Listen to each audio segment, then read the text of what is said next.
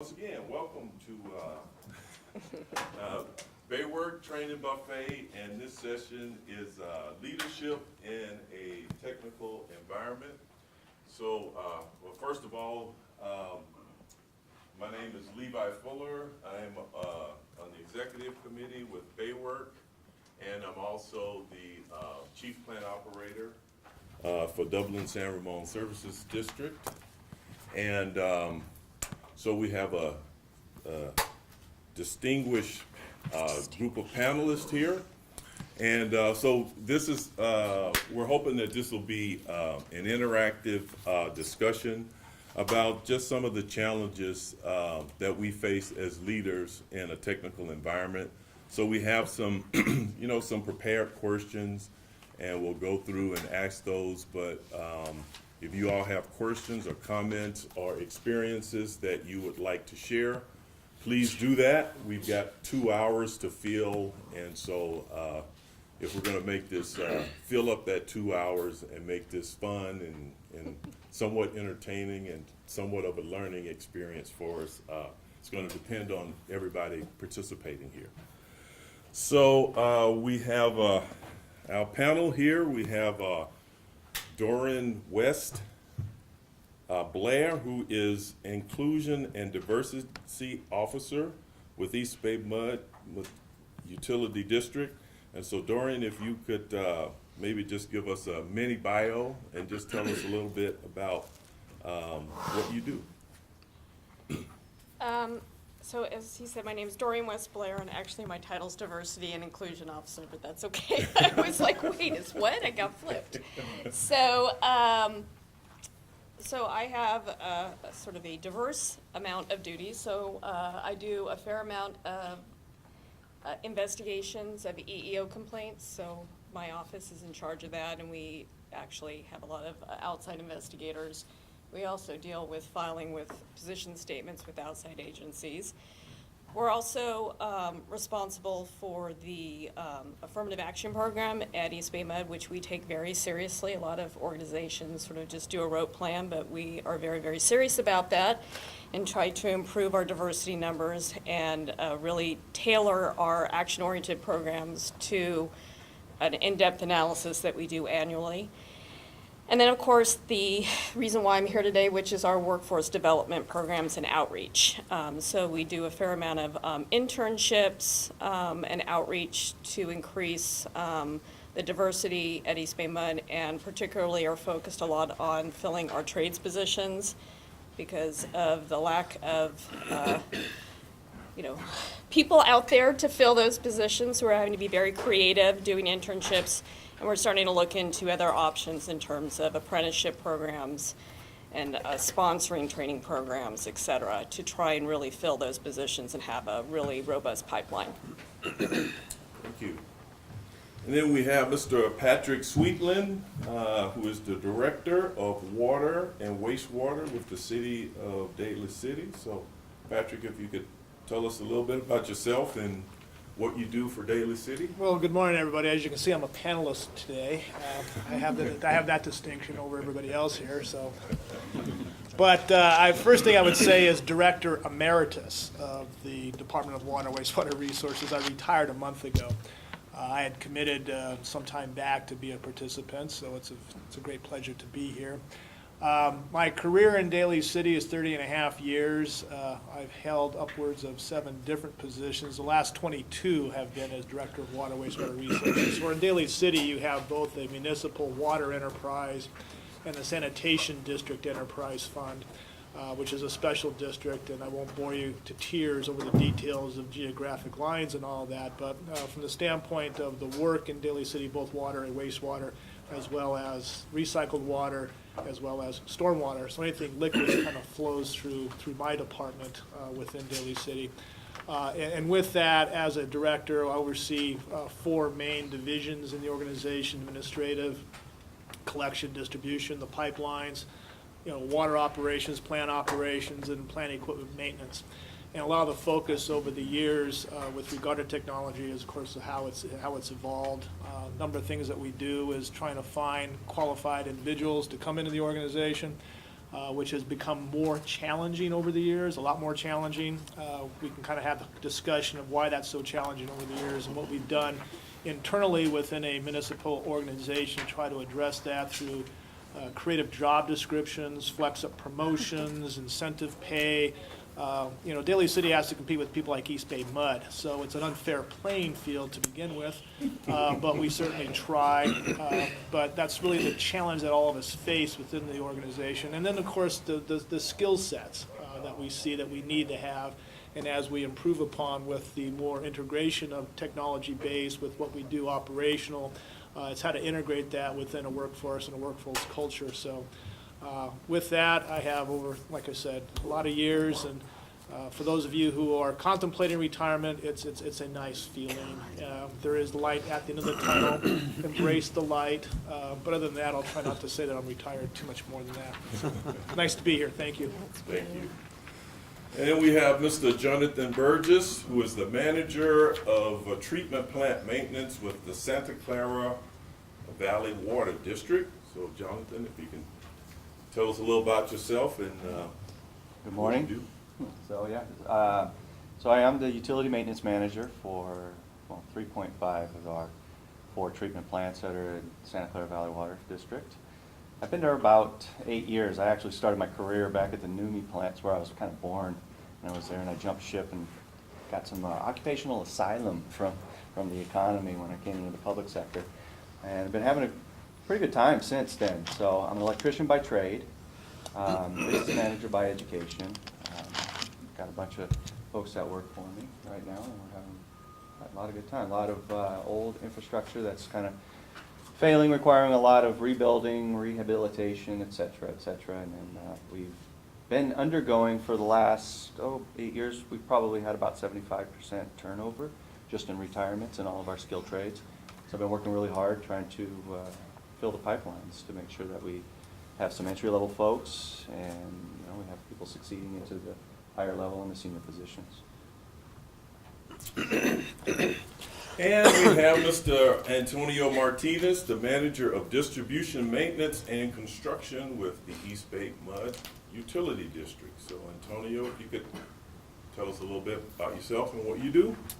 Good morning. My name is Antonio Martinez. I have been at the East Bay Mud for about 28 years now. This is my 28th year. I started here as a utility laborer, so you could say that I'm kind of a poster child for employee development. I didn't really think there was going to be a career here at East Bay Mud for me, but once I started working here, I got to understand the mission of the district, and I took advantage of every opportunity for advancement and within the district, and also I attended college while I was here, paid through the district. So I graduated in 2013 from USF, and now I'm putting my degree to work. So there's a lot of development programs that Doreen will probably be hitting on that I took advantage of, and I'll probably weigh in on those as well. We have a staff that's really transitioning right now into retirement, so we have between now and 2021, we'll have a complete turnover of staff in the maintenance department. Currently, I manage about 220 employees. We service 4,000 miles of pipe, and every maintenance and construction effort that gets done at East Bay Mud comes from my office. I have a lot of dedicated staff that works for me, but there is a challenge with transitioning and developing leaders in our organization because everybody's leaving. So we have to fill that gap.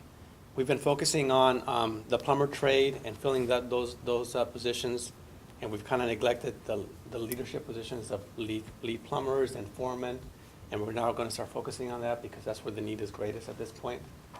And so, I don't have much to go. I have 3 or 4 years to go, maybe 5, and I have to plan for those vacancies and for those gaps. So that's Thank you, Antonio. clear about me right now. And so before we go further, as you know, we've got the menu here for the training buffet. So as you go through the different sessions during the day, if you want CEUs, be sure to have the menu stamped at the end of the session. And for us, Ms. Catherine Curtis is in the back of the room, who's with SFPUC. And so once the session is over, if you want CEUs, please see Catherine. Okay, and just to get kind of a feel of who's in the room, how many folks here are plant operators, water or wastewater? Maintenance people, mechanics or electricians, engineers, any human resources or technical training people, managers. Okay. All right. So, first question. So, we work in a technical field where our school system seems to be set up to educate people who are going to pursue a professional career. Have you had challenges finding technical talent at the blue-collar technical level, O&M people, O&M staff? If so, what can we do as an industry and as individual organizations to find the kind of technical talent our organizations need? So I'll ask Doreen to start out with that. No pressure. Oh, I'm being picked on. No, it's okay. Yeah, this is, this is, a generational thing where way back when I was in school, you actually had people that had the option to take shop class and auto mechanics and, all those different types of classes. And then at some point, there was a decision by them, whoever them is, that that was tracking people, and that wasn't right to do that, and that this was inappropriate, and that everybody had to be college-bound, and college-bound meant four-year university, which unfortunately, not everybody wants to go to a four-year university and have that type of career, and not everybody is really cut out to do that kind of book learning, four-year kind of situation. You're seeing a slight change in that now, luckily, but because of that sort of focus, we now have all these people that are at journey level that have now are retiring or have retired, and we don't have younger generation that have pursued those types of careers. So now we're scrambling, trying to find people to fill those positions. You're starting to see, as I said, a change in that. I mean, you're not seeing those type of programs coming back in the high school level, but you are seeing them in the community colleges. And high schools are starting to basically partner with the community colleges to allow people to sort of feed into that. So we actually spend a lot of time working on those type of initiatives. We do high school internships, so we're constantly talking to people about high school internships, including trades type positions, technical positions, talk about considering other types of careers besides going to the four-year university and doing the traditional type jobs, and that you can actually make a very good living and have a career track if you're doing something more like a two-year program and getting a certification and a technical degree and go into a very long and satisfying career. So we do a lot of that in the high schools. We do it at the community colleges and do internships. We're now looking at doing apprenticeship programs. We're in the process of trying to develop one with Amtech right now for machinists. We're also trying to do that in terms of looking at maybe training programs, sponsoring some training programs, because the internships, you can only have so many people come in, so you're sort of limited, particularly since now the focus has been on paid internships. It used to be a little bit more feasible when they were unpaid internships, so you could have a lot more people, but that's just not the reality anymore because of the changing landscape and the laws. So we're trying to figure out ways to expand those types of, that kind of impact on the younger generation and training with the younger generation so we can develop a pipeline, because I'm sure, as all of you are experiencing, it's really hard to find people to come into those positions, and having a training program internally poses its own problems. Any other? Yeah, I'll add to that we're actually partnering with Peralta College right now. We partnered with them a couple years back on trying to set up a curriculum so that they could bring some of their students into the public sector environment of taking, test taking civil service exams. So a lot of people don't know about that. When they come into the public sector, you have to take a civil service exam, and maybe 3 or 4 interviews before you actually get offered a job. And there's a time period you have to go through to be able to do that. And so people don't realize that when they try to get a job at a public sector agency. So we partner with them so they develop some curriculum to help these people, or these younger people, understand what it takes to get into a civil service process and how to take a test, and then introduce them to the trades that they could be, they could apply for, whether it be machinist or electrician or plumber. So far we've had some success in that. But we kind of figured out we have to go even deeper than the college level. We have to go into the high schools and start, actually taking time to introduce ourselves as either managers or superintendents or supervisors, and establish a relationship with the community that we live in. And we have actually, in our performance plans, we placed that in the plans for the superintendents to allot a certain amount of time per year to that effort. So we'll see how that goes in the next couple of years. But that's something that we're trying to do, and that's getting us closer to the community, and getting us out there before even people decide to get into a 4-year school, if that's not what they want to do. And if I could just add real quickly to what he talked about in terms of preparing people in the colleges.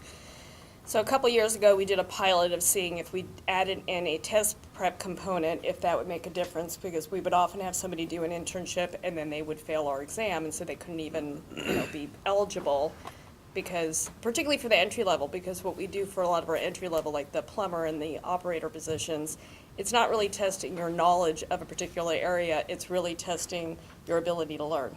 And it's multiple choice, which, there's really sort of an art to how you take a multiple choice test, and if you're out of practice, you haven't been in school for a while, you're just out of practice, and you really need to do that. So we basically had a bunch of interns, and we worked with both Laney College and with Swords to Plowshares, because we did a veterans cohort. And we provided, we had some math review courses that went through Laney, and then Swords to Plowshares did test prep in terms of using like the Barron's books for them to actually practice taking multiple choice exams. And as a result of that, the first time ever, all 3 interns passed the exam because we did that, and they actually got through the process. So we really want to be able to scale that out. So as we're doing this potential apprenticeship program for machinists, that's one of the integral parts, is developing that test prep component for people in that program, because what's the point of having you come here, do some sort of training program, and then you can't even pass our civil service exam and get an actual job? I mean, that essentially is, the ultimate goal. So we want to do whatever we can to basically put people in the best position for that. I'm just going to add, if I could quickly, that unless we start doing something within the industry, it's just not going to happen through osmosis. It's not going to be somebody else's responsibility. It's really kind of our own responsibility, and some of the things have been touched upon. When you look at the workforce, when I left City of Daly City, there were 72 employees for water, wastewater resources. When you start looking at the number of employees, 2/3 of the employees have 15 years or more, and then 1/3 of the employees have 5 years or less. So, I mean, you can see how the scale, you really have to start addressing, you have to start kind of deconstructing what it is you're trying to accomplish. And one of the things that we have done is kind of look at the civil service test to make sure that we have a test that's meaningful for what it is, what was just described. It's not so much what you know, it's what you can learn, because it is trade oriented, and we don't have a lot of trades. So the question is, when somebody's coming in, 30 years ago, as the Navy was leaving San Francisco Bay, we could pull mechanics out of the shipyards. We could pull mechanics out of the hospitals, because they had dealt with these big boilers and these big systems. They dealt with these systems on ships. They weren't intimidated by these big machines or 480 volts as electricians. That's not 110 household, it's 480. It's a big wire.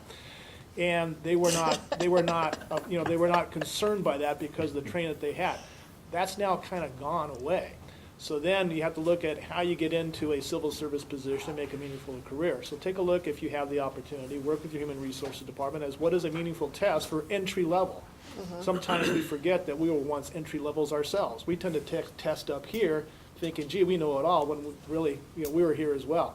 So take a look at that and deconstruct that somewhat to have a meaningful test. What are you really looking for? Certainly math skills, certainly language skills, certainly ability to, follow direction skills. I mean, there are skill sets and work with their HR departments to do that. The other aspect is look at your job descriptions. One of the things that we did was create what we call a flex-up program, where you could come in as an entry level, and then through internal work, internal progress, or internal testing, the CWEA courses, the state courses, that you could flex up from an entry level journey, from an entry level to journey level, meaning you would be a utility worker, which is entry level, work your way up to maintenance worker 1, work your way up to maintenance worker 2. And those types of that. So there's a career path that you can do internally without having always to test, as we used to always do, in order to get those positions. So again, it's trying to be flexible in the workplace. The last thing I would say is, when you do have candidates, if I just could add this out here, is have an honest, candidate assessment. There have been a number of times, we've gone through lists a couple of times, when it's time to go back to that list a third time, those candidates aren't ready. We have been able to then recreate lists and have parallel lists in order to try and get the best candidates there. So what I'm trying to emphasize here is try and be flexible within a sometimes inflexible system as best you can. Talk to you about some of that. Okay. Basically, we do the same thing. So Realists. a few years back, when we realized that, when I first get into this position, I was putting out job postings, and then I would get 3, 4 folks back, and it would be journey level, and it would be in their second career, or there's somebody else's kind of rejects, for lack of better words. But the selection pool was very, very small, and we would get lucky. So we would post multiple times, and then we might get one person that would come in that would meet all of our criteria. And so we had to fall back and think, it was like, okay, first we have to survive. How are we going to do that? And so we're going to throw numbers at it. And so that's what we did. We took advantage of already, it was an old process that was in place that I kind of modeled after. Operations was using it a lot in succession of their assistant operators, and they move up to your operators, and then so forth. And so we just, well, we can do this too, maintenance. And so we took the 1 positions, and then we targeted all the trade schools. I mean, all the way up as far north as Washington. We targeted veterans. Seem to get overlooked. They don't quite know how to apply for our jobs, right? So you really have to dig deep and ask the right questions, which required us to fall back, reevaluate how we're posting our jobs. What are some of the, rather than coming out in these big scary things, we do 15,000 volts on a 100 MGD water treatment plant. What is, and 4160 motors and all this other, it scares these guys. They worked on, some of them worked on boats, some of them worked on tanks. They make great control techs, they're great troubleshooters, but their paperwork, their whatever the discharge paperwork was, just didn't seem to line up, because we were saying, I want a DIR, journey level, journeyman's card. I want a journeyman's card from the DIR, endorsed by the DIR. So they didn't have that. So we had to kind of relax our requirements a little bit and then start asking those digging questions. And we've done really well. And so back to the flexibility staff thing, our organization allows us to promote with just a memo. And so we coupled that with the CWEA and ISA, and then we're kind of working on the one still for electricians, with Yeah, I giving some wanna know about leniency this for those memo. guys. And I simply write a memo saying, great, you have your certification that shows 4+ years worth of education and background and service. You're doing a great job doing these jobs that we're asking you to do. We've documented all of it. We basically have a panel review for these folks. We're 3, 4 different people. We'll review their work and then buy off on it. Once it's good, we package it all up nice and neat, put it in their file, and then it gets approved. Now they get promoted. These people, they're doing it within about a year. So somebody's coming in with military experience, but not all of the certifications that we like to see in the civilian world. Well, we're giving them credit for it. Same thing with the trades folks. They go to college. I think it's about $5,000 at Los Medanos, and you can walk out with an electrical technician card certification, an operator certification, and this is all funded by the oil companies, right? The oil companies required it, but yet there's crossover. So we target them. They come in, and we kind of help. They see the crossover, and we poach from those colleges wherever possible, and then we dangle that carrot. Say, in a year, with everything that we see here, you could be making journeyman level wages. And so we've been pretty successful so far. I think in the last couple of years we've done 4 or 5 promotions, I think. I can't recall off the top of my head. We've done several. We have all of our pipeline mechanics are all distribution operator certified. That was one of the targets. So that's good. We hold it, We have CWA certifications, we even have D5 operator. And it's all, they kind of start at the beginning and work their way up, and so it's been pretty successful, and right now the electricians seem to be the hardest ones to get. Yeah, I'd just like to add, I mean, we do the same thing at East Bay Med, we call it comp standards, it's our word for it. So people comp standard up, so basically they're competing against themselves. They basically just have to do a certain amount of study based on particular training they need to do. And then they basically are showing that they've learned how to do particular things, work on particular things. It's an internal trades training program that we have for the majority of our trades, and people comp standard up that way. You had a question? Is it all paperwork, or is there any hands-on validation? Yeah, it's hands-on. They have to basically do rotations and work on particular types of items, and often they have to do sort of a performance exam for particular things to show that they're able to move to the next level. But they don't have to do an open recruitment for like a civil service exam to promote up, but that's the way we do it. We currently, and this is why we're looking at apprenticeship programs, we currently hire at the worker 2 level instead of a worker 1 level, because the cost associated with doing a worker 1 internally was just cost prohibitive. You don't necessarily get the most productivity out of somebody who's at a worker 1 and is learning how to, do things, so you have a lower productivity, plus federal law required you to pay for training, because if you're required, not only pay for training, but time in training. So if they'd either have to go to school during the day, which means that's even less productivity, or they'd have to go at night and you have to pay for overtime, which is why we're looking at apprenticeship programs, because there's an exception under federal law, and you don't have to pay for that. So those are the ways we're looking at ways to make it much more cost effective, and then hopefully we can close that gap at the worker 1, bring people in so that they're doing that apprenticeship program, then they can then transfer over to the internal program at trades at level 2 and then promote up, because we're just having difficulty right now bringing people in for particular jobs at the worker 2 level. One point of clarification, I don't want anybody here thinking just because you pass a test, that means you automatically, of course, when you pass the test and you have the higher certification, you get the higher pay. With that, we're from the government, no good deed goes unpunished. Once you demonstrate those competencies, you're expected to perform at those competencies. Yeah. And just to kind of close that loop, so that's Yeah. kind of like the bad director hat I wear sometimes. Okay, you passed your D4, terrific. Now let's make sure that you're performing at that D4. So it's Yeah. more than just passing the test. It's more than just getting the pay. You get to earn it as well. Yeah. Because Yeah. expectations go up as you do that. Mm-hmm. And I think that's, and when you think about that, those who wish to pursue that, they understand that. And those who really don't, that's fine, it's kind of, you're trying to establish something internally, it's like no harm, no foul. I mean, it's there if you want it. If not, then that's fine too, just so long as you're performing as you're supposed to be performing. So there's that accountability side to all the, highfalutin talk we have here about trying to do this. There's also that accountability aspect as well.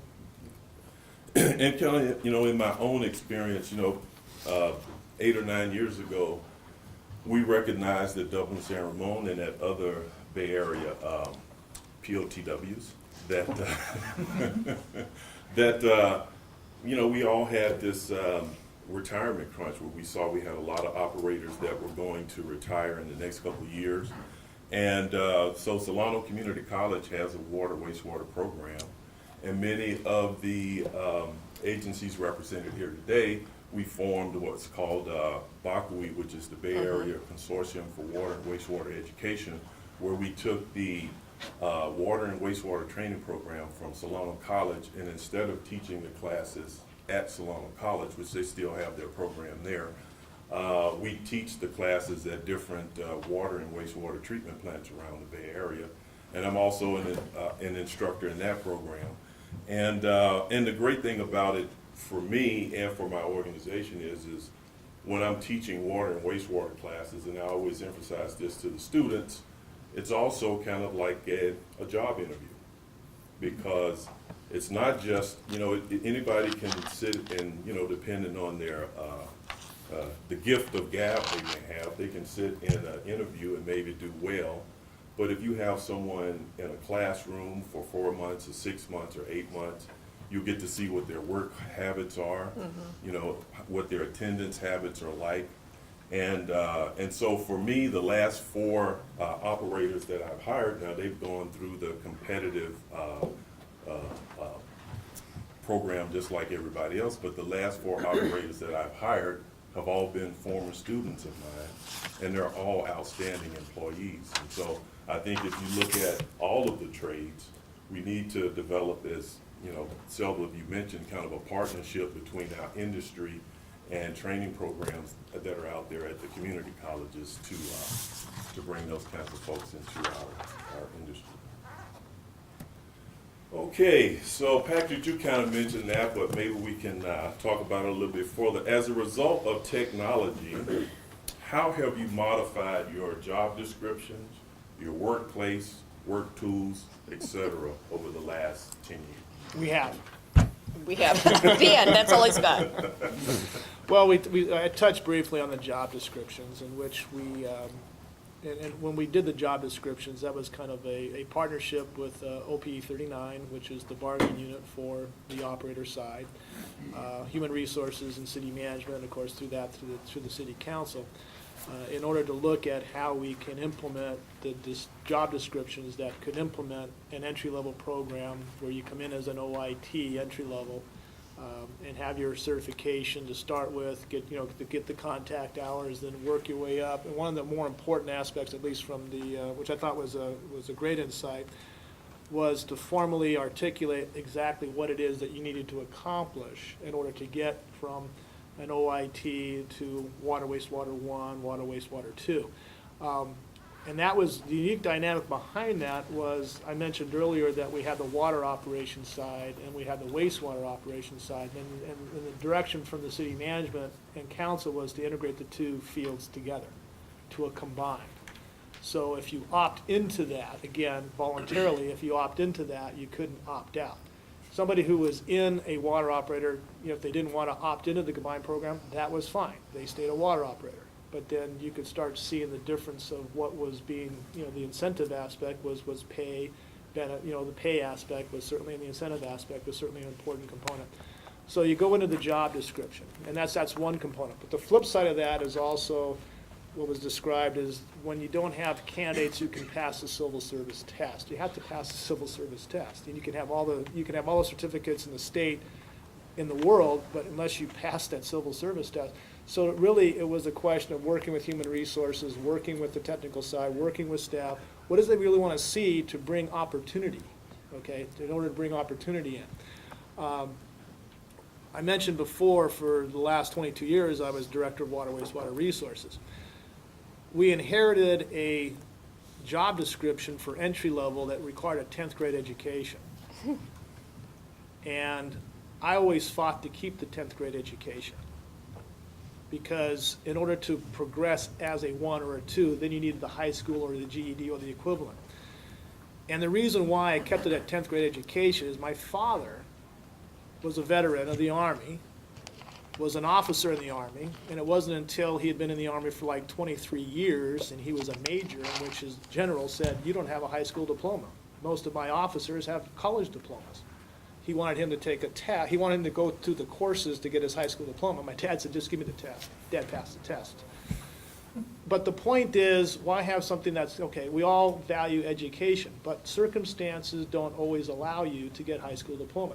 To get an entry-level job, 10th grade education, okay, a lot of you will kind of scoff at that, but then in order for them to progress, you have to have the high school.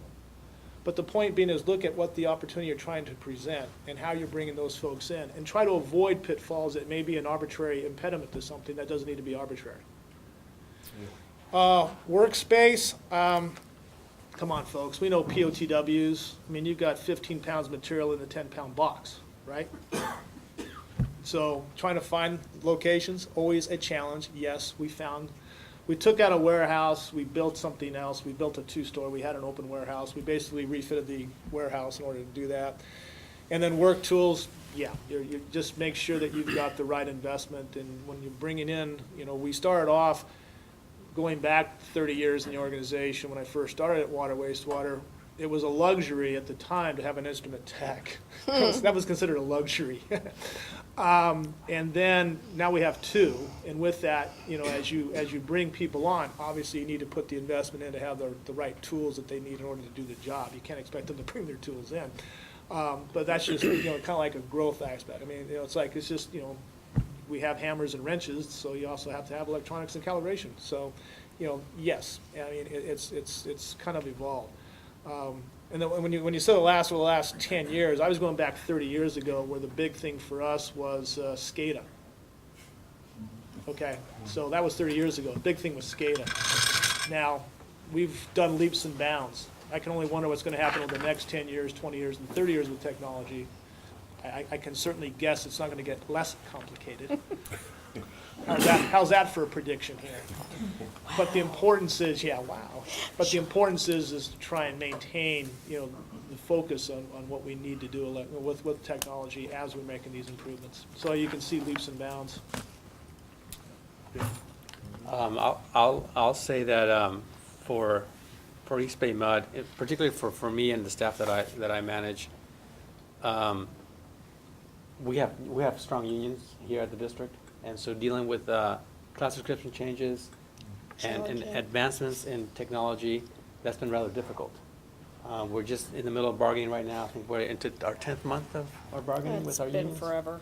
It's been a little so it's been a little difficult, but we started with push-to-talk phones, and now we're into iPads and iPhones, and it's a transition.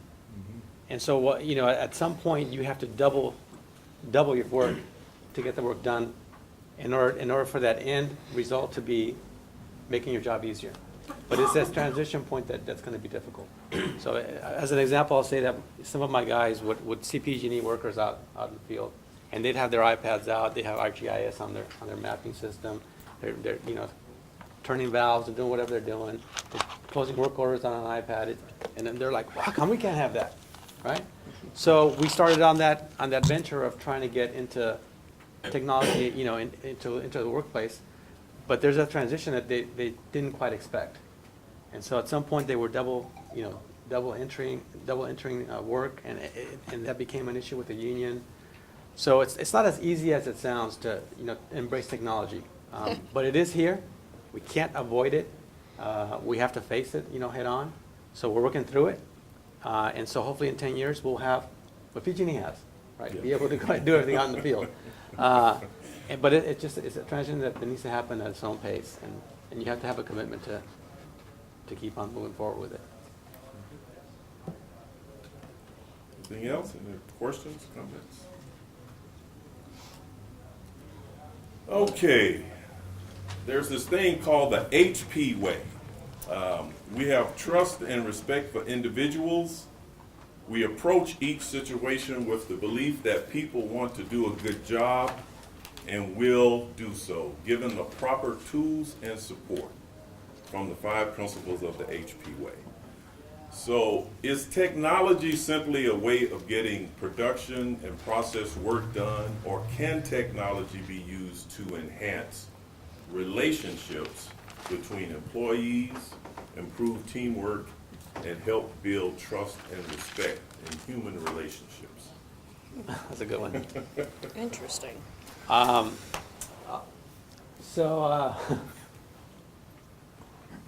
We're a data-driven organization at this point, because that's what technology is giving us, data. So we have to be able to mine that data now that we're getting it in. But there was one interesting thing that has taken place because of technology. We gave our staff iPhones, and they're communicating through text all the time. There's more communication amongst themselves. So it's kind of yeah, we like that, but at the same time, they might use it for other means, right? Right. Well, you have to be prepared for that. That's one of the outcomes of you bringing that into the workplace. It does improve teamwork, because at some point you get to that threshold, and you start an improvement. You start developing metrics for improvement, and some people prefer the face-to-face versus the phone and the text. So that is an issue that we have to contend with. People are now more used to doing a text versus calling people on the phone. So for field staff, that's kind of that's something that we have to work through. But But that's a very interesting question. Hadn't thought about it in that way. Yeah, you know,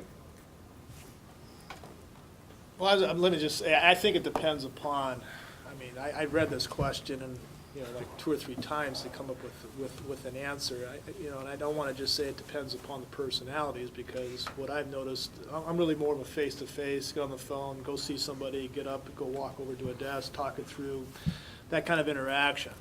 But I understand now with all the technology, a lot of people just, you know, deal with texts. And, you know, I used to tell my staff, I still get excited when my cell phone rings, you know, I mean, that's kind of where I'm at.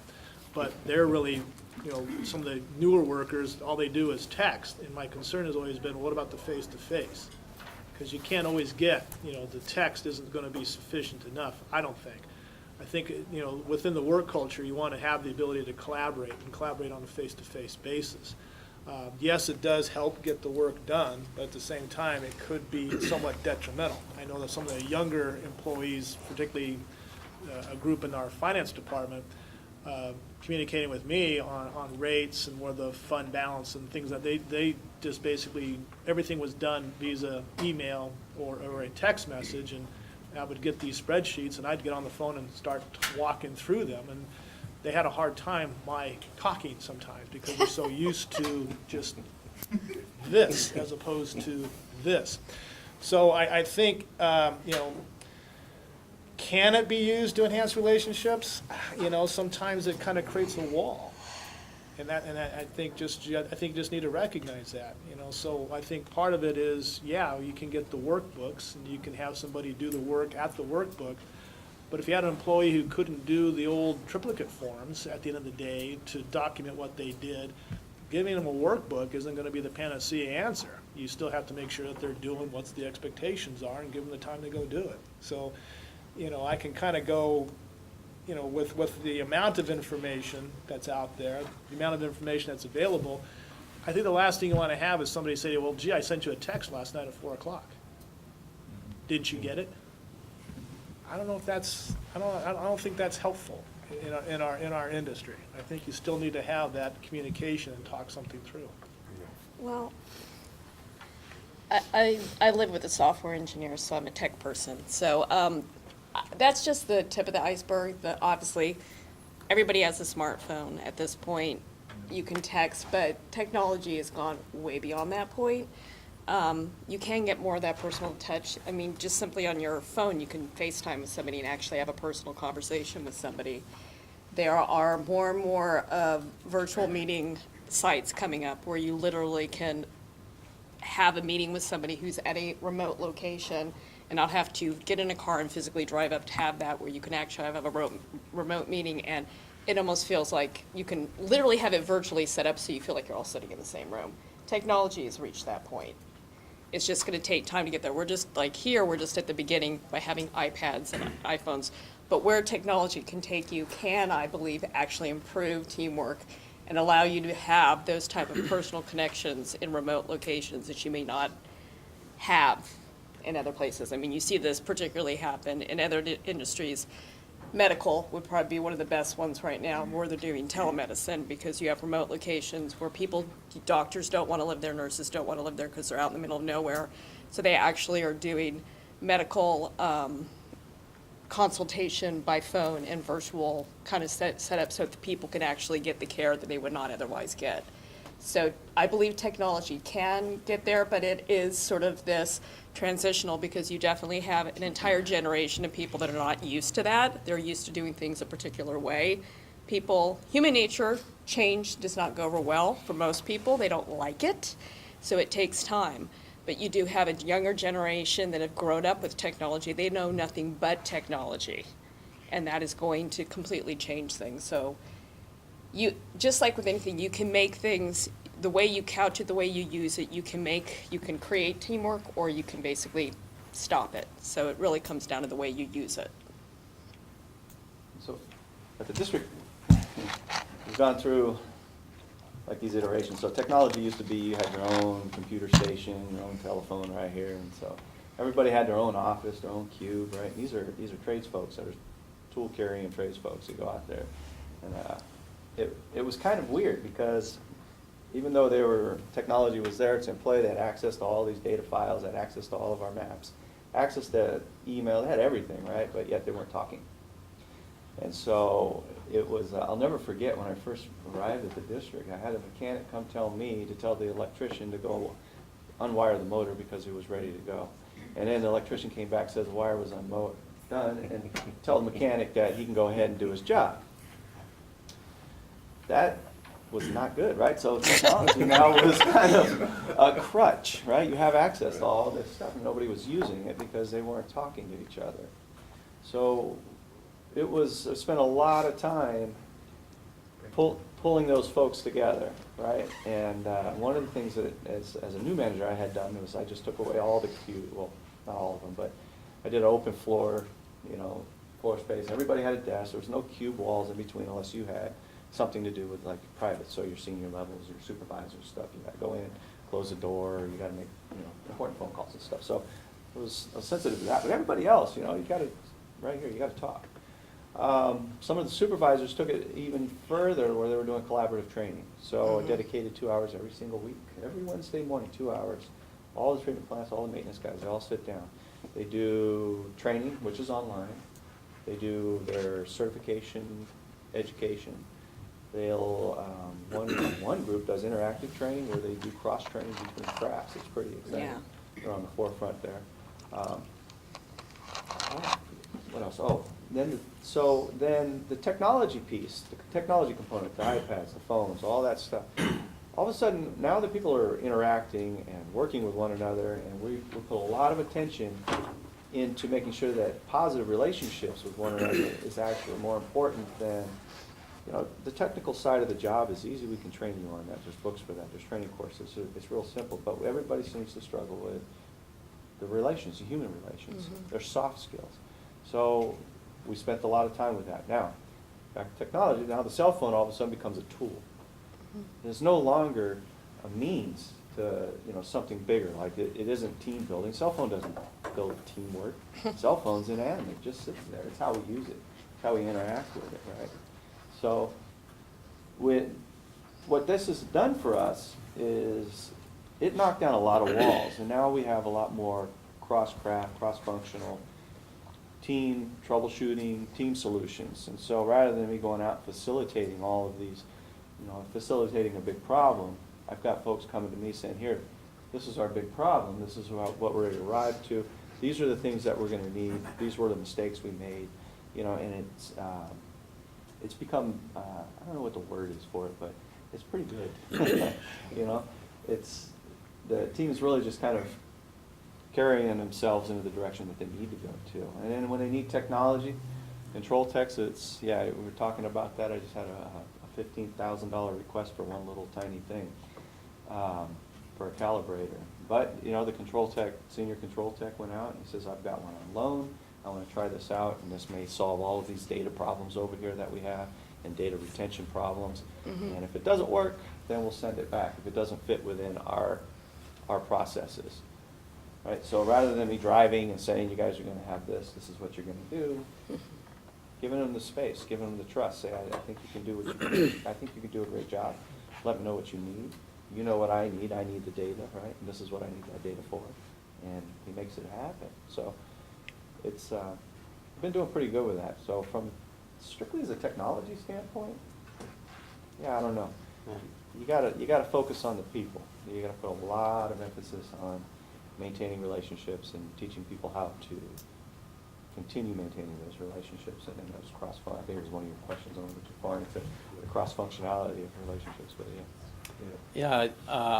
for me, I've been at HPML for almost 30 years, right?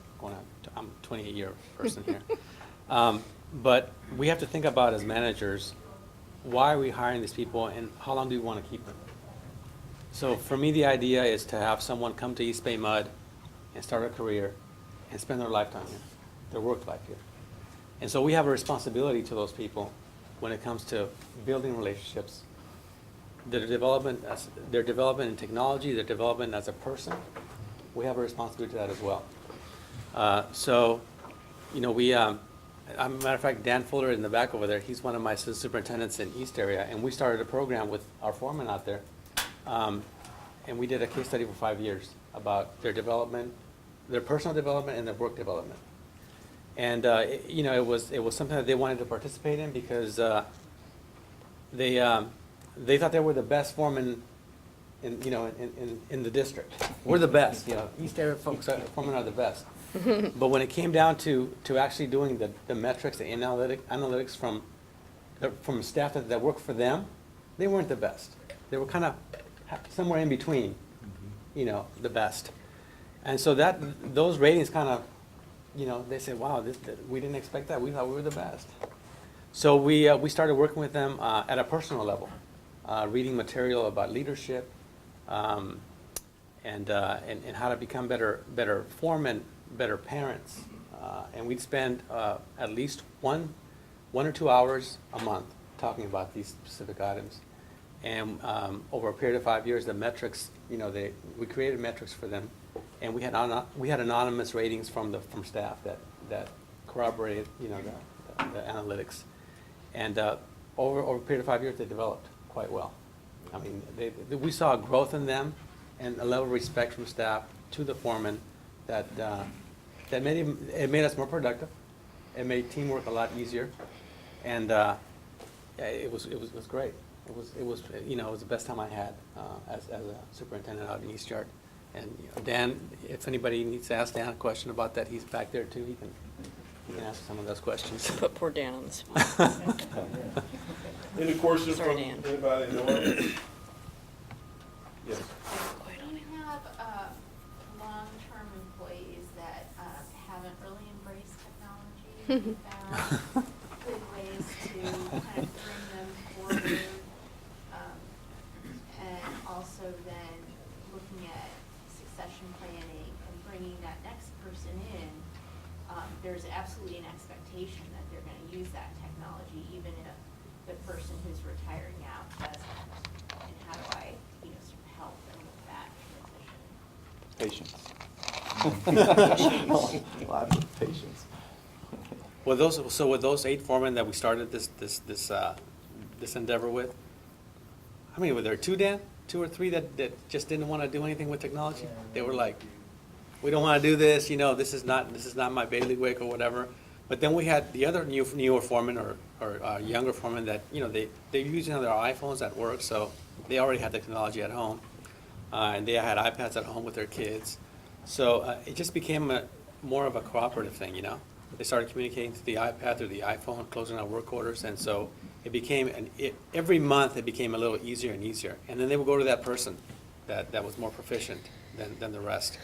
And over a period of 2 or 3 years, we got to a point where even the ones that were hesitant, they were using it for what the purpose that we wanted them to use it for. Yeah. So you're not going to get 100% that, oh yeah, we're going to, you're going to get that person who's been here 30 years and doesn't want to use an iPad or doesn't want to use an iPhone. You're not going to get 100%, usability out of them, but you're going to get enough to get their work done, and that's what we're after. I found the biggest thing on that was making sure that they understood what they were doing and why, right? Sometimes people they're reluctant to embrace like a work order system or something, whatever the systems that you're working on. For us, it's a work order system.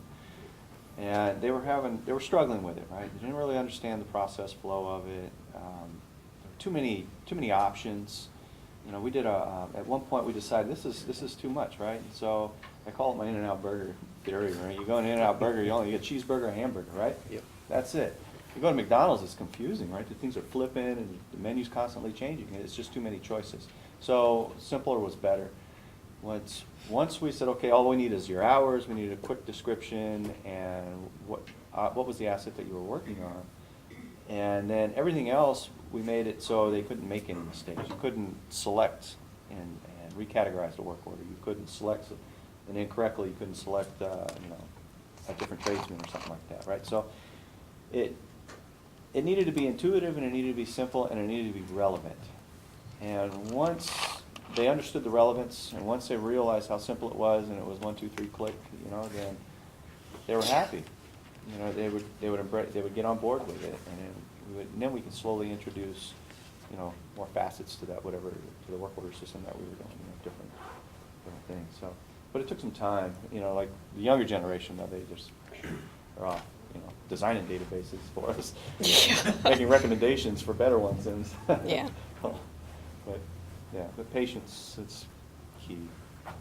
Yeah, just to kind of echo both of those statements with regard to technology. One of the biggest challenge for us was the older guys, the guys who were 25, 30 years, now all of a sudden we're expecting them to do work orders on an iPad. And they were literally like, what am I supposed to do with this thing? They didn't want to touch it. A lot of them, they just sat in their trucks, they didn't open it up or look at it for weeks and sometimes months. But once we gave them a little bit of training, Yeah, it's key. showed them that basically all you're doing is you're just replacing paper. And you're going from filling it out with a pen to just doing it on an electronic device. And in a lot of cases, like you mentioned, the younger generation, they take to it really quickly. And so once they kind of trained the older guys with it, they kind of came on board. The good thing about it too is like even some of the plumbers would just say, hey, give me that. And they would grab it, and they would start. And they would do it. And that gave them the training they needed to start becoming foremen. So it kind of worked out, you know, and now everyone's pretty much on board. There was a little bit of a hiccup with regard to, you know, the unions, because they felt like, well, now you're having us do clerical stuff, we shouldn't be doing that, and it's not our job. But once we kind of explained that this is just simply replacing paper and pen. We should get a premium because we're using technology. They took to it, it took a while. I remember going to a job site, and the foreman was in his truck. He was filling out a paper work order that, you know, we don't do those, we haven't done those how long, like 3 years now? He was filling out a paper work order for the job that he had done before and the job he was presently doing. And he was taking measurements for the job he was doing, presently doing. And I said, what are you doing? Oh, I'm writing everything down because I'll go back to the office and I'm gonna fill out the paperwork on the office.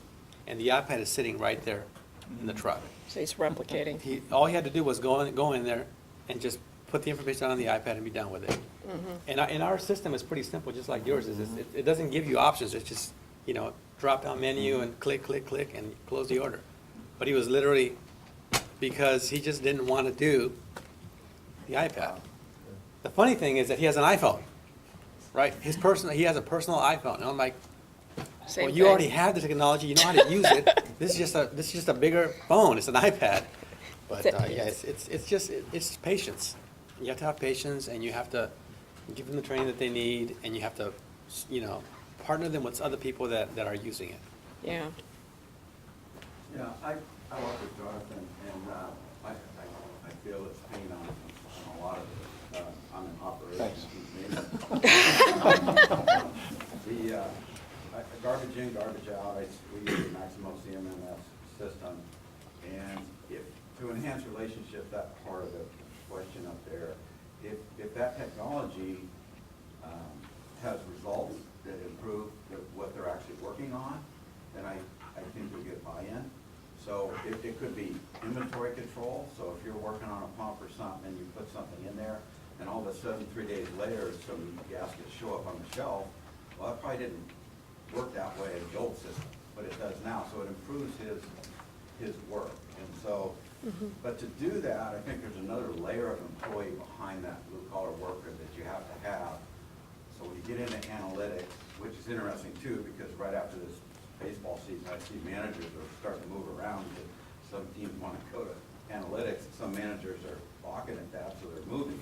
But if you want to use that, you have to have somebody behind the scenes that really knows almost as much as a blue-collar worker on that particular job, in that job description, to support that blue-collar worker and make that data available. And if it's used properly and all this data is input, because I've heard, well, we just enter this and nothing happens. We go through a database. Yeah, you need to communicate out.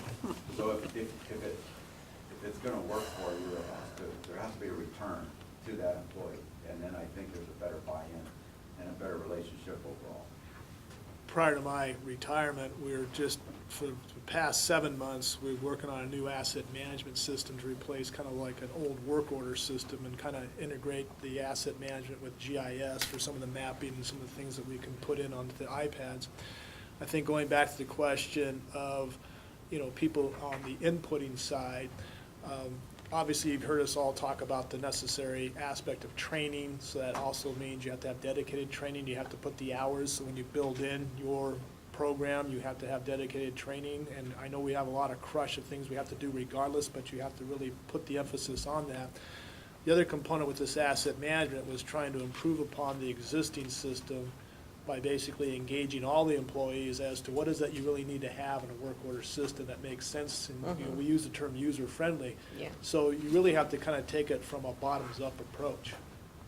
What is the field, what are the expectations, how does that mesh, so that somebody is actually going to open up the workbook, turn it on, and then start using it the way that they, now go back to the office and go onto a computer. You're just trying to augment that and try and do an improvement based upon the input that you get, and then have a consultant team that respects that this is what the, individuals out in the field actually need to have in order to help facilitate the end result, which is better efficiency and better record keeping.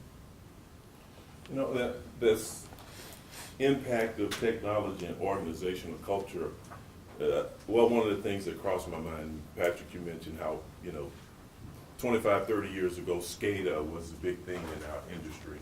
And I remember back then, right after at Dublin San Ramon, we put the SCADA system in, and unfortunately, I ended up having to write up a operator because we had a tank that overflowed, and the operator had on his round sheet that he was at that tank, and I was able to go to the SCADA system and say, there's no way you were at that tank, because if you were there, you would have saw about 500 gallons a minute running down the hills. So there's no way in the world you were at that tank. So I had to write the operator up. He didn't lose his job, but I had to give him a letter of warning because of that. And then a few years ago, we put GPS in all of the vehicles. I was like, well, why do you want to put GPS in our vehicles? Well, because if we have a tank overflowing somewhere in our system, the supervisor can go onto the system and see which water operator out in the field is closer to that tank and send them over there to take care of it, or emergency repair or break or something like that. And of course, the line staff is thinking that, management is trying to use this tool to nail them. So just any thoughts about, younger folks, as we mentioned, younger people will put their social security on their number on their Facebook page. I mean, younger people have absolutely no. Facebook has it already. Right. Younger people have, and they've done some studies that say that younger people that grow up in this area of technology really have no expectation that they have any privacy. Whereas, some of us older folks have an expectation that we should have some things about our lives. So we're talking should about be private. millennials, right? Yeah. Yeah. Yeah. So, I mean, any thoughts or comments about the big brother aspect of technology and the impact that can have on your organizational culture? I think we're getting better at delivering our message to the unions and to staff about the intent of technology when it comes to GPS locating or putting stuff on trucks. And we've had trucks stolen from our service area, and we find them in different cities, right? And so the only way we find them is because somebody comes in the morning when they're supposed to go to work and the truck's not there. Well, we go on the GPS locator and we find it, Pittsburgh or wherever they took it. So there's value to the applications, and we've made it very clear that we don't use that technology to discipline unless it's warranted. And that's pretty well spelled out in our MOUs with the unions. So, and as millennials come in, and just like you said, they're not really into the privacy thing, right? So they're used to it already. I mean, their parents probably tracked them when they were in high school. They tracked their phones. So, coming to work for an employee that tracks them, well, that's not a big deal. Right. But for someone like us. Yeah. I like my privacy. I don't want you tracking me. So we're getting better. And millennials coming in, they don't have that expectation, so it's getting a little easier. And so long as you make it clear to the unions what the intent is, I think that's the important thing. Yeah, and I would say our general manager definitely is of the opinion that he's not here to police people's private lives, so he likes to make that very clear. That's not what we're about. But the reality is there is technology and it is impacting things, so I agree that you need to be clear about it. Where I see it come up is particularly in the use of social media and how that impacts an employee in terms of potential discipline that could happen, because people like to post on everywhere, Facebook, Twitter, Instagram, whatever the case may be. And a lot of times people just think, oh, well, I'm posting, it's no big deal, I can say whatever I want. Well, not really, because if it has any sort of nexus to the workplace, it causes a problem. And particularly at a place like East Bay Mud, where we're a family environment, so people are friends with people that they work with, so they Facebook friend their people. So then, and if somebody goes off, for example, on a racial rant on their Facebook page, and they work with people that are friends, and now they've seen the racial rant, now we have a potential harassment issue because they went off. So we have those type of issues that we now need to deal with technology. So, and, you know, it takes a while for the law to kind of catch up with everything, so as it always is. So it's sort of navigating, and it's that balance of explaining. We're not here to obviously police you, but technology is reality, and it is used for some things, and you have to realize that it has impacts. Yeah, for us in maintenance, we had a bit of a rash of people getting on YouTube and posting, while they're on the job, posting, videos. And, is the trend short? Are you wearing your hard hat? Are you wearing your vest? Yeah, you can't do Are you that. wearing, is the site properly secured? All those things come up when you see a video that Right. somebody's Yeah. posting. So we have to have a discussion with staff about, gotta be what you post, because if you post something that's not, that's not appropriate, we're Right. obviously gonna come down and ask we're gonna- questions. yeah. So, yeah, that kind of ended, but people still post pictures while they're on their job, and it's just something that they're gonna continue to do, so we just have to manage that. It's still a meet and confer issue, and in our agency, we've chosen to defer, not to, there's enough things that we have to, and it's really not been something that we felt that it requires, we did have one of my managers as part of his undergraduate degree. He got permission through kind of a meet and confer conversation, because he was trying to track if there was a main break and where people were in order to facilitate getting responses. That was a 90-day test run, and then once he finished his paper, then all the pieces that we had went out of the trucks. But we kind of had an agreement with regard to that. The other aspect you just raised, though, about the media is, the iPhones, and when you have a main break, a broken hydrant is a spectacular shot, and then folks showing up. One of the guys was telling me that there are like 10 neighbors doing this as he was showing up to a main break.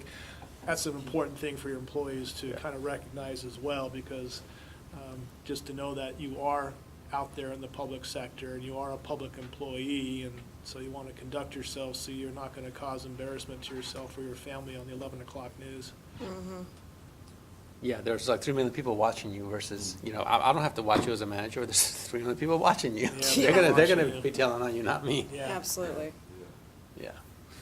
So it kind of delves into this issue that we're talking about now, but with the emergence of electronic communications technology, how does your agency report time worked while responding to emails, text messages, or phone calls on days off or after working hours? Has this been an issue or challenge at your organization? How do you set and manage expectations with respect to appropriate response to emails, text messages, and phone calls? And how do you define the end of the workday and overtime pay when you may have operator or mechanic or someone after hours, maybe talking to an operator at the plant? And there's been a couple of cases that I've heard about where operators and mechanics and maintenance folks have actually filed claims for back pay because they were talking on their cell phone to someone at the plant after hours, and emails and things of those natures. Have your organization put in the thought about how to manage those types of issues? I can say I know we've definitely had it come up. It's not all the time. There are certain employees that, it's sort of this idea that 99% of your time is spent with 1% of employees who decide to sort of manage themselves. So we have a couple of employees who, are non-exempt, so they're overtime eligible, and despite the fact that they were repeatedly told that they're not supposed to be, taking phone calls and doing emails, et cetera, on their time off, you know, if they're going to, they need to get permission, or they'll be instructed to, and then, of course, they'll be paid overtime. There are certain employees that will do it anyway. And essentially, what we've had in those situations, we will talk to the person, we will counsel the person, but we'll eventually engage in discipline if we need to, because the bottom line is, we have overtime laws we have to follow in both, you know, by federal and state. And so that's not what you're supposed to be engaging in. You're not supposed to be doing that. And your work phone is supposed to be, a lot of our employees do have work cells because they may be in a situation where they need to be called. So your work phone is supposed to be used for work. And so if you're calling somebody at a plant and you're just having a chat with a friend, then you should be using your personal phone, not your work phone. So there's those type of things. And we will, you know, if need be, we'll confiscate a work phone if need be, because it is district property, to determine what's, you know, what the conversations are and what's going on, particularly if there's text messages going back.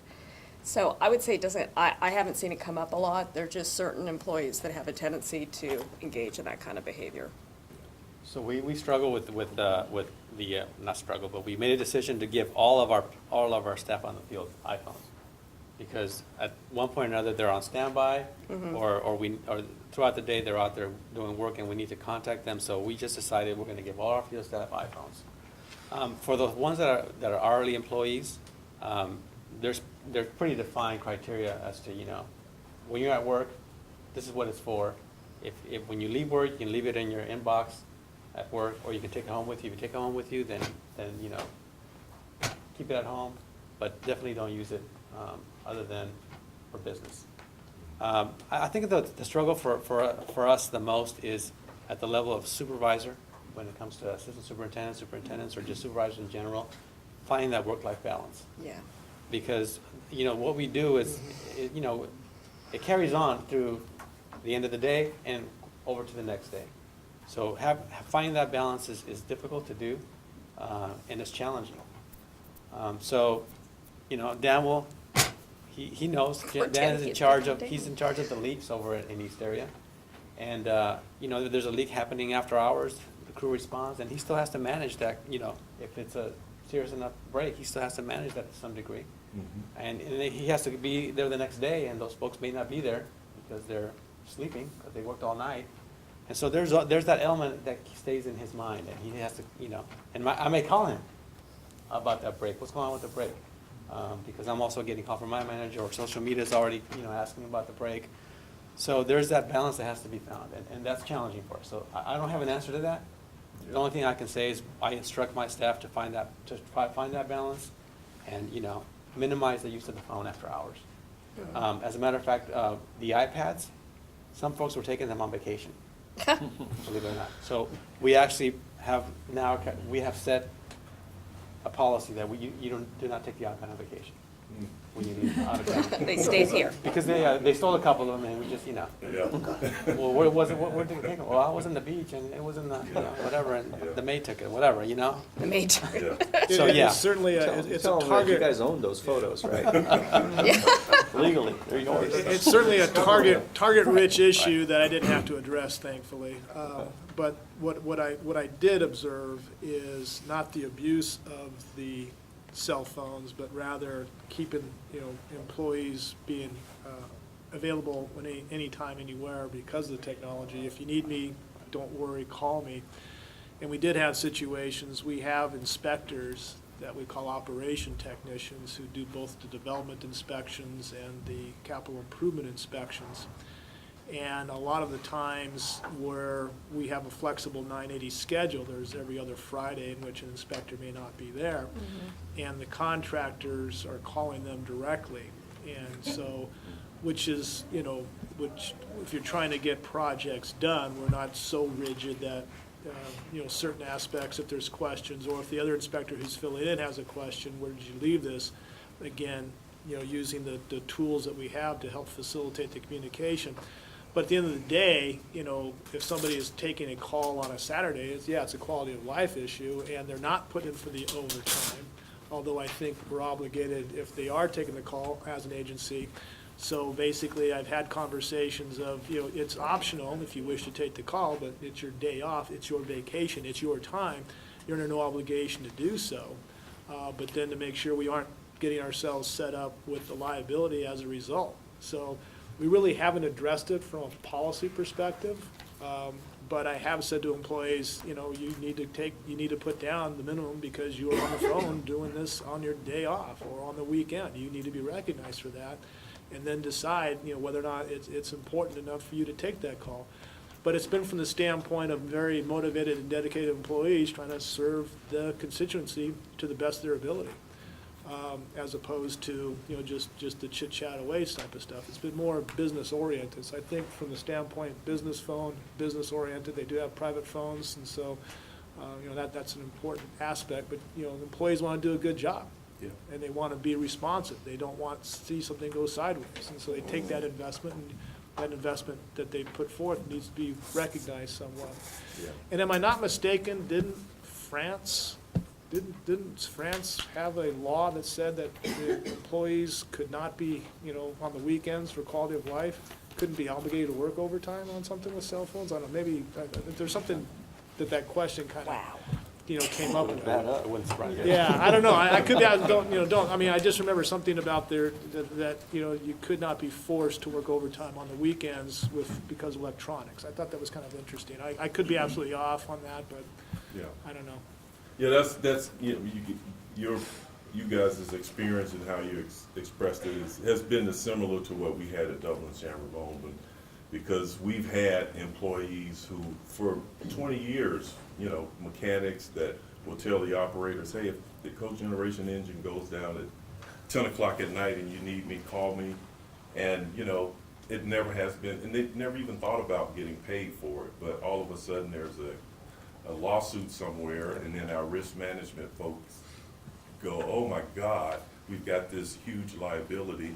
And then you start talking to folks who've been, because they're dedicated employees and they've been doing that stuff for 20 years and never thought about getting paid for it, and now you have to say, well, you can't do that anymore because our risk management people are worried about a lawsuit.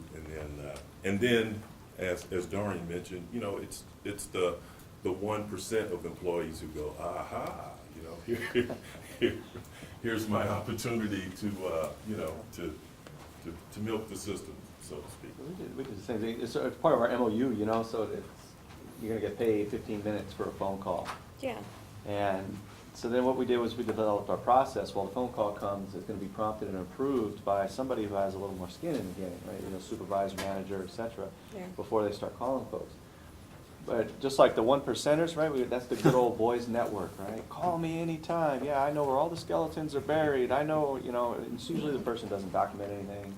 You know, it's usually the person stirring the pot. So what we did was, as people have come up, we promote document, right? We need to share all of our information. Everybody has access to the information, because anytime that we have one person that has access to all the information, you're pretty much hamstrung in any maintenance or operations organization. You can't operate that way. So we start training everybody, and we change the culture.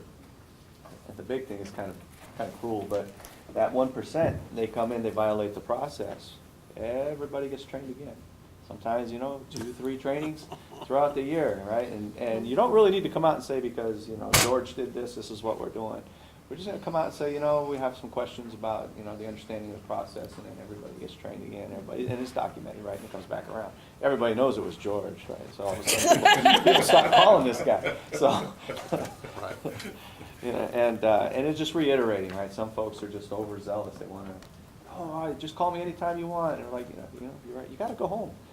You know, you have a family at home, and you were in marriage counseling last year, let me remind you. You need to go home and spend some time with your family. Right? Yeah, So- and I just basically, this is not a field staff person, but I had an employee who was trying to, had to be out of the office for some stuff, and was like, oh, I'll just kind of rearrange my schedule, and it's like, you can't, you know, you're working longer hours in the day, I have to pay you overtime, but oh, no, I don't want overtime. It doesn't matter, I have to pay you overtime. So what I'm telling you is put in for the overtime, do not work overtime on these days, do it this way.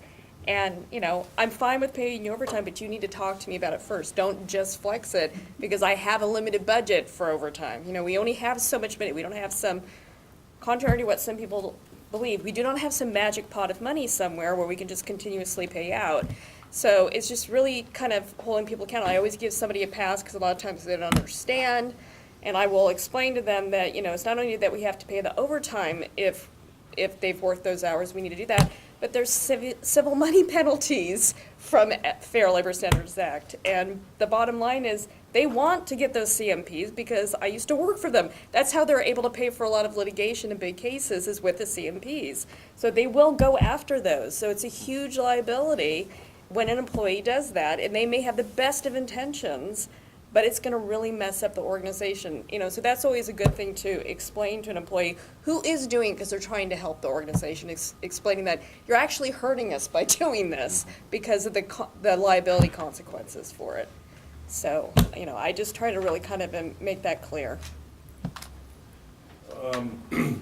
Our former general manager was, not that he was adverse to technology, but one of his pet peeves was every time we had a problem in the organization, someone would say, you know what, if we buy XYZ software program, it'll solve that problem. This is a big issue here. And then we buy that product and we get, use that software product maybe at 35 to 40% of its capacity. And then there's this new latest product that's better than the one that we already have to solve that problem.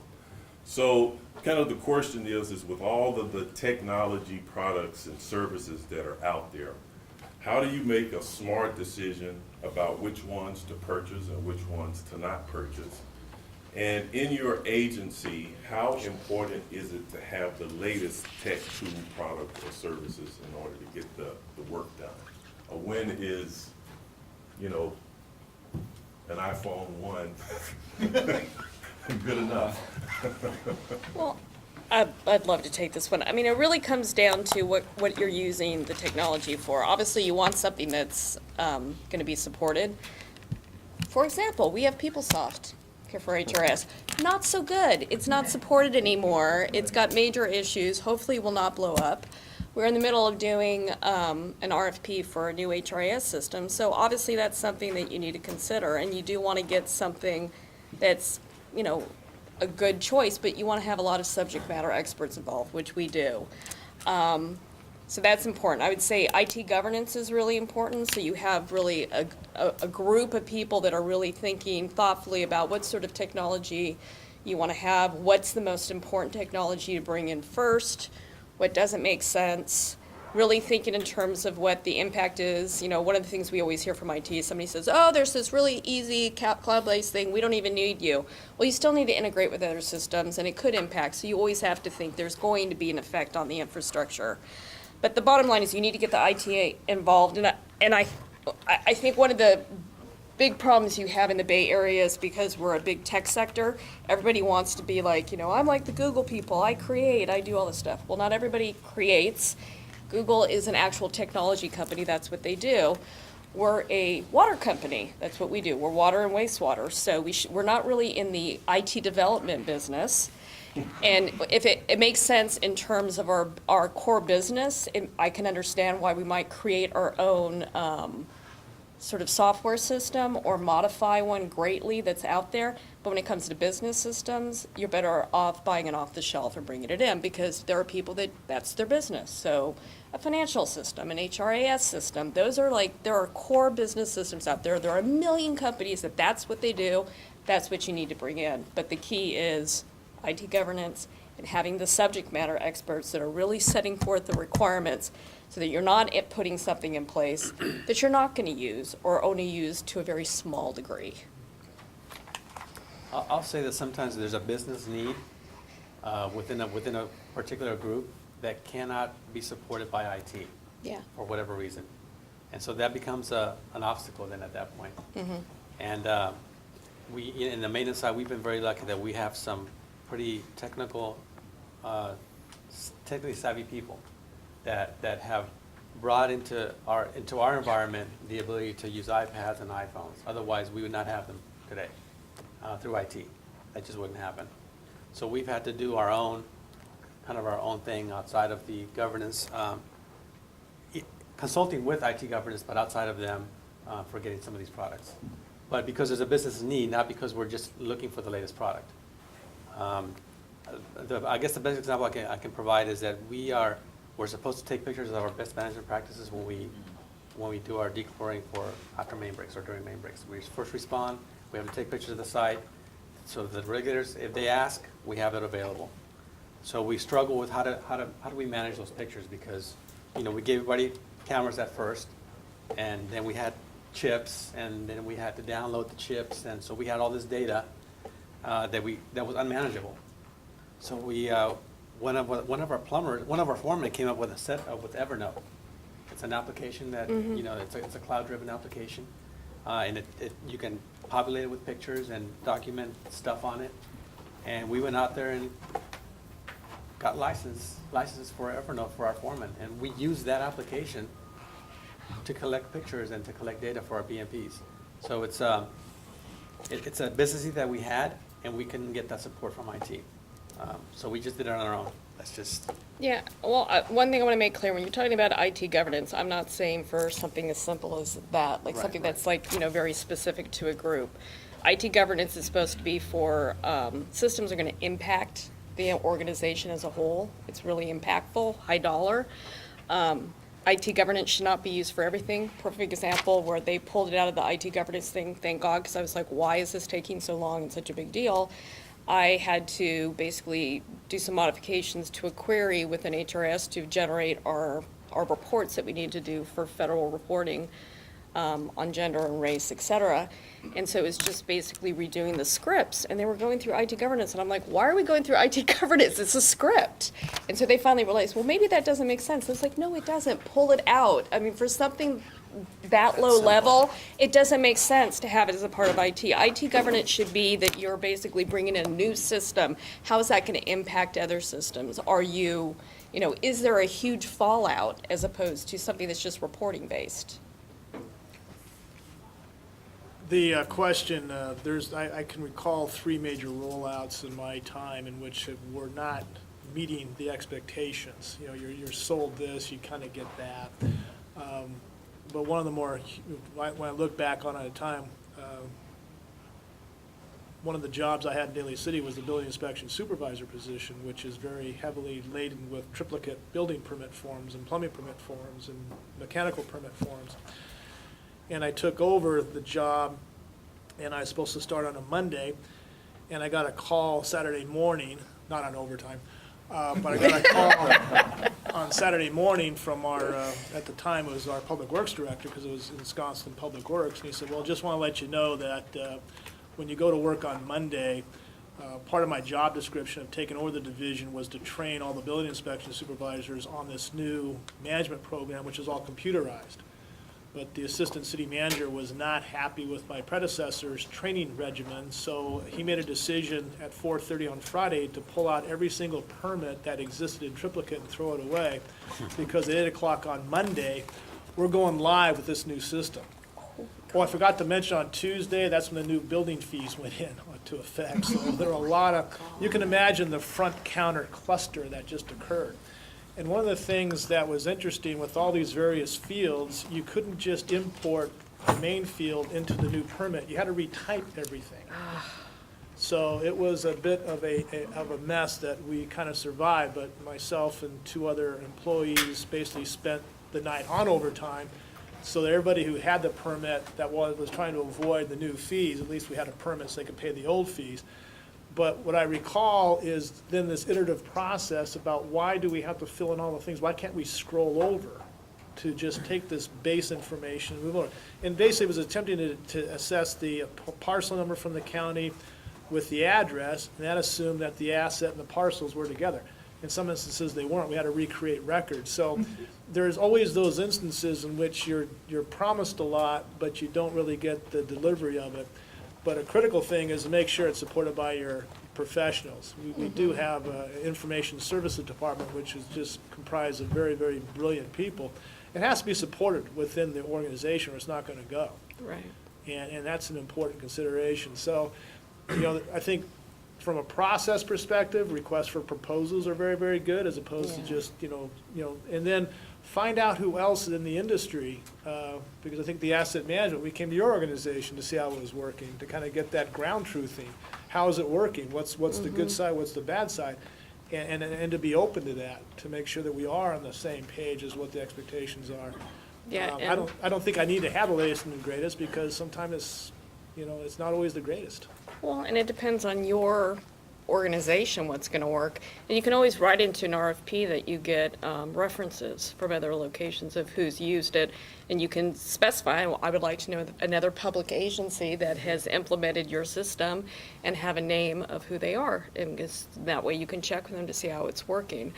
It's not only doing the RFP, but really doing a really exhaustive requirements. I mean, we're going through that with the HRS, and it's going to take us some time to gather all the requirements because of all the touch points with that system before we even go out to select a vendor to do an implementation. Because as anybody would know, if you work in civil service, the complexity of your rules and your systems is huge. It's unlike what you see in private industry, except maybe in terms of maybe their compensation packages, which can get pretty complex, but that's about the only thing that's sort of comparable.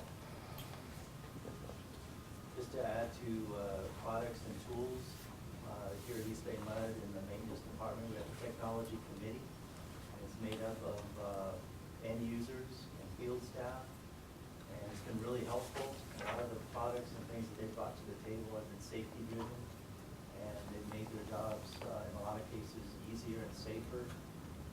There's money allotted for this technology committee, so the guys in the yard know that if they come across a tool or an idea, or say, hey, why can't we get this kind of safety glasses or this type of light to use for working at night.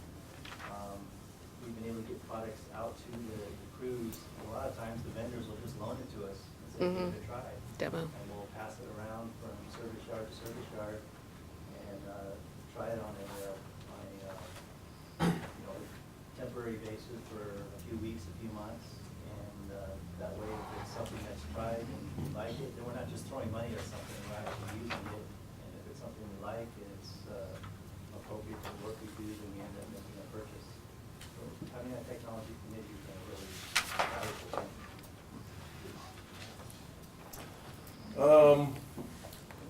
What about record retention? You talked about, or Tony, you talked about, how you can have thousands of photos out there and as public agencies, we get public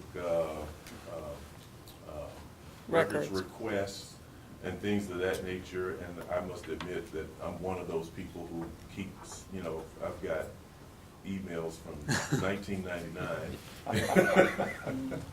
But how do you, in your organization, how do you manage record retentions in regards to electronic records and emails and photographs and all of those kinds of things? We have a policy and a procedure for records retention. So it's specifically to certain types of records, and so we know when to throw them away. There's a deadline, after 5 years you can get rid of this, after 10 you can get rid of that. And then we keep most of our stuff in our servers. So the only thing that we're storing in the cloud are our pictures and some of the data, some of the stuff that we're using outside of the IT governance. But mostly we have policy and procedure for everything. Yeah, and we do it. There's some things that we're trying to look into, and we have particular systems in terms of document management. I know it's something that they're looking at in terms of sort of long-term, what would be the best system, because you can have documents and stuff, but it always helps if they're searchable, and having the best searchable way to do it. So that's always a big issue, because we have like an on-base system, and we have a doc system, and then people have like their W drive. So there's a variety of ways that we keep electronic documents. So that's always a challenge. And now we're looking at doing an intranet and having different ways of, basically where people can have like, sort of like communication boards. So then the question is, or instant messaging, which raises other issues, because one of the issues is not just PRRs, the Public Records Act, but e-discovery requirements. So it can get pretty complex in terms of how you keep it, where you keep it, and as every time you add in a technology, you have to really think in terms of how we're going to deal with this from a records retention perspective. Yeah, for knowledge retention, aspect of it. We actually have wiki pages that we created for different departments. Right. So OMD has its own wiki page, and then within OMD, there's departments that have their own wiki What are page. those acronyms? Oh, a wiki is basically just like a private website where you're invited to it. It's like, public ones would be like SharePoint, Right. things like that you can create. But our wiki pages, we just put data in there and store information so that, if somebody retires, we get information from them, we post it on the wiki page. And so it's value information, just internally. But do you keep the intermediate versions every time you make a change? Do you have the older version and the newer version available? That is a good question. I think it probably depends on who's managing that page. And so those are some of the things that they're looking at because, yeah, I mean, I definitely have seen, I know that in certain things with O&M, they don't. They overwrite stuff, Yep. which I think is a problem because you want to keep a historical record. And from my background, being an attorney, I want to keep a record of everything in perpetuity because I'm an attorney. So I always want to keep extra copies of stuff, but there are some departments that don't do that, and so there's a history issue. So yeah, when it comes to electronic media and these sort of organic departmental things that have come up, they have to start thinking of doing it. A lot of it has been just sort of quick fixes, and we're developing an internet site. So all of these things are sort of being discussed, like how are we going to deal with the document management issues? I'm in the safety function at the Santa Clara Valley Water District, and one of the things I like to throw out when we start talking about retention, did you know that every employer is required by federal OSHA and Cal OSHA to keep a copy of what used to be called a material safety data sheet, now a safety data sheet, Yeah. for 30 years after the last person exposed to that chemical has retired? Yeah, I'm not surprised. That goes to liability because of just, yeah, that's going to go to liability issues. It's because of discovery, because often it could take that long for a disease to basically manifest, and then therefore that's when the statute starts to run, so. Then that 1% comes in, correctly. That's very true. I think the cataloging is the big issue, because there's so much that's out there. I Yeah. think the city attorney gave us a record retention requirement in Atlanta about 6.5 pages in length. I mean, of all the various types of documentation and timelines and things of that nature. So That's it's short. really, yeah, single space though. But Ours is longer. yeah. Ours is like 100 But pages. that was just more of the precursory aspect as we're starting to look at what it is we need to do with all the boxes we have up in archives and storage. I think the biggest challenge is how we are going to make not just the physical copies of them, but also how to be able to retrieve them in a meaningful way. And Yeah. there's a lot that's out there. With the asset management, we kind of made a decision that a lot of the equipment, we kept the records, at least initially, for a 10-year time span with a lot of the records, because a lot of the pumps and things of that nature, it's the same, pump designation, but it's a different type pump and what's been worked on. So the stuff that went back 25 years ago isn't that current. So we kind of drew a line in the sand just because of how much data can you really manage with regard to all the infrastructure. So there's some arbitrary aspects. We're not trying to be capricious, but what makes sense as to what we would really want to try and ascertain with this information and the work that's taking place. Any questions, thoughts, comments from anyone in the audience or anyone else on the panel? We're losing folks. Did you get out They're of this what you're fading, hoping to they're achieve? fading. Somebody in the back. So does cost come into play when you guys are purchasing technology? Like, for example, cheap and basic versus expensive and more advanced? Can. It can. So really, when it comes to technology, you really have to be honest with yourself. Is it something you want, or is it something you actually need? Yeah. Right? And it's really important. So as leaders, you have to facilitate that. And I always use this example with the guys who that work for me, right? Because they always come with these very elaborate repairs. And so I was doing a tour of one of the Toyota's manufacturing plants in Japan. And this was a long time ago, actually. And so they're robotics. Robotics have cooling systems on them and stuff, so for all intents and purposes. But they had an issue where a little fan would die, just your muffin fan, like in the back of your computer. So they had supersized ones for your robots, and it would die. And it would take down a $500,000 robot, and then at $10,000 a minute of manufacturing time, it would quickly add up with an expense, right? So, most people are like, well, we've got this really elaborate system, we can tie it into SCADA, we can alarm it, we can, put it in the work order system, or we can put a person to stand there. No, all they did was tie a little piece of ribbon to it, and then the person who goes around and does his rounds was to make sure they checklisted, said, okay, ribbon on there, I have 20 robots, every robot the ribbon is blowing.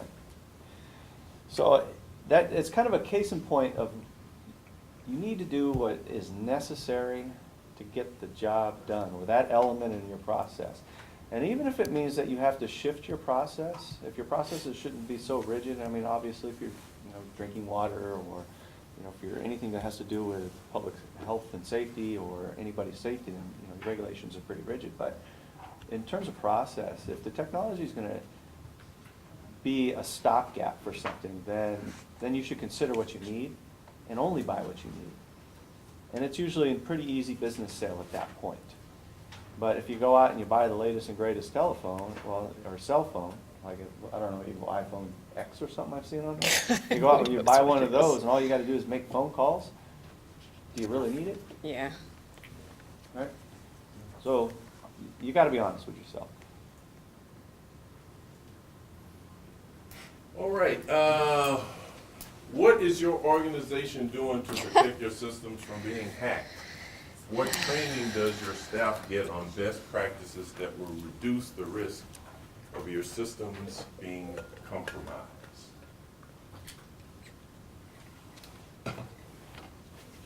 I was gonna say, I don't think we have much in the way of training per se. I mean, we obviously have, an IT group that is constantly monitoring our systems, and we have multiple firewalls and multiple different virus software, and they'll occasionally send out, like phishing emails to see how people react, so that they can let them know, like, no, you're not supposed to open these emails, no, you're not supposed to click on this link, you're supposed to report this kind of stuff to us. We have spam filters to try and get rid of all the traffic, which you'd be amazed at how much garbage comes, likely is being blocked by our spam filters. So, it's constantly a battle. In terms of there being training per se, we haven't had any huge robust training that I'm aware of. There may be some more in the field in that regard. I mean, obviously, we have things that are encrypted, and we have encrypted flash drives and things like that, but, basic training like don't leave your laptop on your seat of your truck with your windows open, obvious things that you should not be doing. But, a lot of it is the IT department that's really kind of focused on trying to stave off attacks. Same with our the information services, we have to rely on them. I mean, there are certain protocols that they have given us regarding to try and, who's hack-proof? No one's hack-proof. No, it's hack-proof. What can we do to try and, make the hacker go someplace else, and protocols about shutting down systems and not in use, and, when you go home at night. I mean, there's certain, like, almost, I hate to use the term commonsensical, but it's somewhat commonsensical with regard to that. There was a hack a few years ago, and a file was opened, and Information Services was able to patch it so it didn't affect the rest of the system, and they put out a warning to everybody, if you get this email, just hit the delete button and what have you. But then what happened was one of the employees who worked a Saturday shift was going through the sequential emails, so the hack email was up on the top end, and the down the screen was "Don't open this file." So they, so what had been prevented and protected on Friday became a big Sunday operation, not to affect Monday. So I mean, these are just things. It's just the nature of the beast. But I think from our our line perspective, staff in water and wastewater, we have to be dependent upon the staff at Information Services to make sure that we have the right protections. I believe we get up close to 1 million phishing emails a day. It's crazy. It's crazy. It's a crazy number. So I mean, the only thing that we do for training staff out in the field that use iPads is we just tell them to report. That's the best thing that they can do. Because once they report that they either lost an iPad or somebody stole it, IT gets a call and they wipe it automatically within a couple of seconds. So it's basically just, it's nothing at that point. It's a lead weight. So that's about the only thing we stress on staff. If it's stolen or somebody, or you lose it, just report it right away. Yeah. And our IT group is pretty intense, like, we can't just use Wi-Fi in the building, you have to get permission to use Wi-Fi, so they're a little bit more conservative than I like personally, but, you know, I'm not the IT department here. But yeah, so they really are really concerned about those types of threats, you know, and take it very seriously. I mean, we're in the business of providing water, you know, it's pretty important, so they tend to be very, very closed down to try and prevent anything from coming in. Make friends with your IT staff. Okay, any final comments, questions? Hi, I just want to introduce myself. I'm Elizabeth Boots, and for the last year, as many of you know, Bayworks been working on a workforce reliability report, and some of you already have it. I have, it's really a great resource for those of you who are dealing with staffing issues, and specifically staffing issues in the trades. And so I've got a couple hard copies with me, or if you give me your card, I can send you soft copies of a really thorough report that we did where we identified the main barriers to really having a healthy pipeline in our water and wastewater agencies, and some recommendations to alleviating those barriers. So yeah, come by and yeah, sure. Yeah, and I just want to add to what Elizabeth has been talking about. So there's a number of agencies have been involved in this and went to, for lack of a better term, a brainstorming meeting recently and talked about sort of ways to address these issues. And there's some discussion now about looking into, I know this is very, very pie in the sky hopeful, developing sort of a regional apprenticeship program to dealing with these issues, which includes wraparound services. So not just in terms of industry, working with people, but with community colleges, community-based organizations for funding, and wraparound services, so that you're basically helping support people to get through sort of learning this type of stuff. But figuring it, because part of the issues a lot of time people have is they may not have a job opening right away, but if you have a regional approach, there's got to be somebody in the Bay Area who has an opening. So that's sort of the way we're thinking about looking sort of long-term. Somebody mentioned earlier about the relationship between petrochemical industry and Los Medanos College, and there's a lot of opportunity there to tack on to what Doreen said. But it would really involve agencies working together with their local community colleges to build programs to scale to meet the needs. Yeah, and I would say East Bay Mud, we regularly partner with Los Medanos for electrical and instrument technology, and we also regularly partner with Laney, particularly for machinists and plant mechanics. So those are the big areas, and then of course Solano for operators. Okay, so, again, remember, if you need stamps, see Catherine in the back, and we'd like to thank our panel, Doreen West Blair, Patrick Sweetland, Jonathan Burris, and Antonio Martinez for a very interesting discussion about leadership and technology.